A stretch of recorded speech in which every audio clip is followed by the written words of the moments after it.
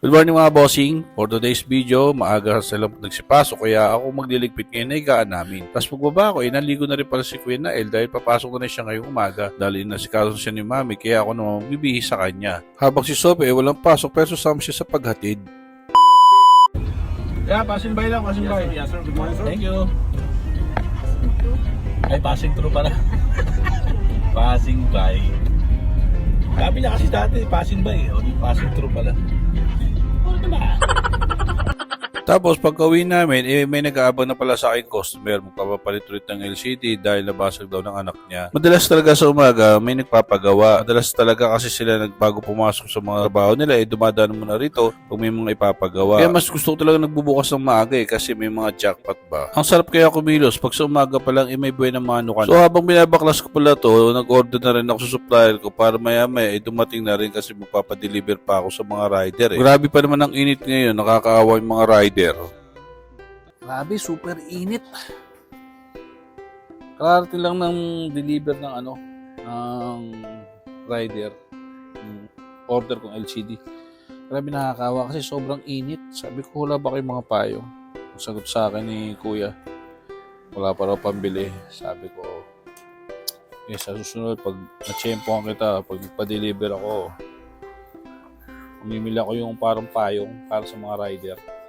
Kasi sobrang init naman talaga tapos di-deliver sila. Kaya minsan yung sukli hindi ko na kinukuha eh. Halimbawa yan, 60 pesos. Hindi ko na kinukuha yung sukli sa 100.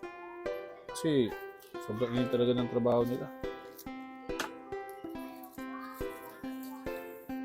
Inshallah, pag dumating yung order ko ng mga payong pang rider, sa lahat na mag-deliver sa akin, bibigyan ko na kayo ng payong para pangontra sa init.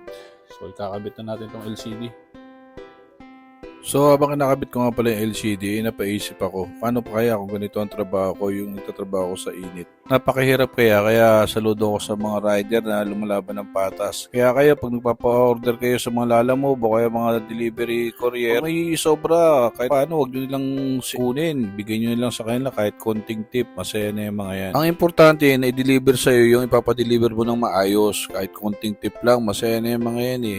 So, sobrang hirap ng trabaho nila sa lansangan. Dagdag mo pa yung init ng panahon ngayon. Malaking bagay na yan kung magtitip ka sa kanila kahit konti. So, patapos na itong ginagawa ko LCD, ikakain na rin pala kami. Bale, niluto palang ulam ni Mama is adobong pusit at saka syempre dahil Friday, Munggo Day. Sakto din kasi tanghali na, kakain na rin kami. Bale, nauna na palang kumain yung mga bata, kami dalawa na lang ni Mami. So, paano mga bossing? Kain muna ako kasi tanghali na rin eh.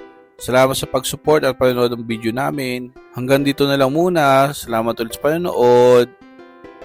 Bow!